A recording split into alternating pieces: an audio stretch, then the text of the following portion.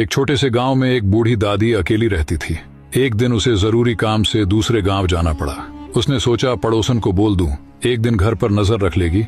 दादी अपनी पड़ोसन के पास गई और बोली, बेटा मैं आज बाहर जा रही हूँ, क्या तू मेरे घर की देखभाल कर लेगी? पड़ोसन बोली, हाँ माँ जी, आप बेझिझक जाइए, घर की चिंता मत करना। दादी चली गई। शाम होते होते पड़ोसन घर देखने पहुंची। घर के एक कमरे में बहुत सारी अनाज की बोरियां रखी थीं। इतनी बोरियां देखकर उसकी नीयत डोल गई। वो मन ही मन बोली, इतना सारा अनाज है, दादी को एक बोरी कम क्या पता चलेगा। लोभ के चक्कर में उसने चुपके से एक बोरी उठाई और जाने लगी। लेकिन जैसे ही दरवाजे से निकली, उसे लगा पीछे आंगन में बंधा दादी का छोटा बछड़ा जोर जोर से हंस रहा है। पहले उसने ध्यान नहीं दिया, सोचा शायद मेरा वहम है, और बोरी घर ले गई।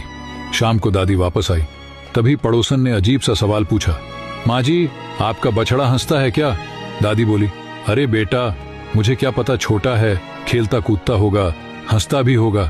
पर पड़ोसन के दिल में बात अटक गई। वो बछड़े के पास गई और बोली, आज दोपहर तू हंस रहा था? बछड़ा फिर खिलखिलाकर हंस पड़ा और बोला, हाँ हंस रहा था। वो चौंक गई, क्यों हंस रहे थे?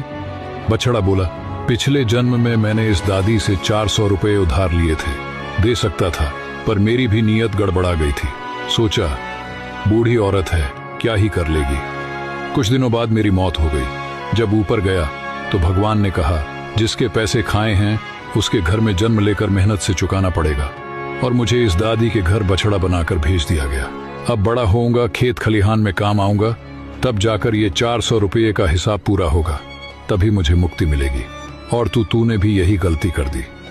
दादी की कमजोरी देखकर भरोसा तोड़ा। अब सोच तुझे किस रूप में आकर हिसाब चुकाना पड़ेगा।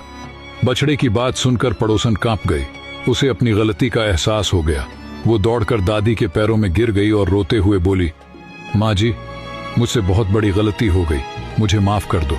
दादी ने उसे उठाया और बोली, बेटा गलती हर किसी से होती है, पर अच्छी बात यह है कि तूने उसे मान लिया। धीरे धीरे करके उस बोरी का पैसा दे देना मेरे लिए वही काफी है। दोस्तों, कहानी भले कल्पना हो, पर बात बिल्कुल सच है। किसी का हक छीनोगे तो इस जन्म में नहीं तो अगले जन्म में हिसाब जरूर चुकाना पड़ेगा। कर्म कभी भी खाली नहीं जाता।